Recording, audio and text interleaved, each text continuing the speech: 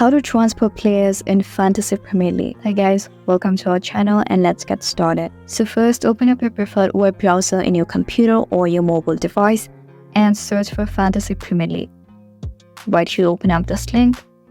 Once the site opens up, log into your account. Once you're logged in, you'll be then able to see this kind of interface. Now from here, click on this transfers button. And now this is my current game settings.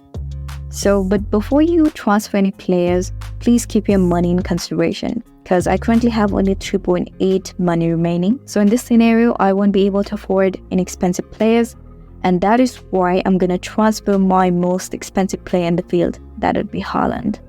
So just click on this cross next to the jersey and now select any other players from the substitutes. Just tap on the jersey and click on add player.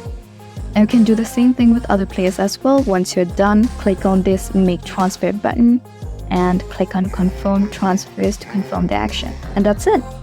So I really hope you found this video helpful, and if you did, please make sure to hit the like button and subscribe to us for more great contents. Thanks for watching.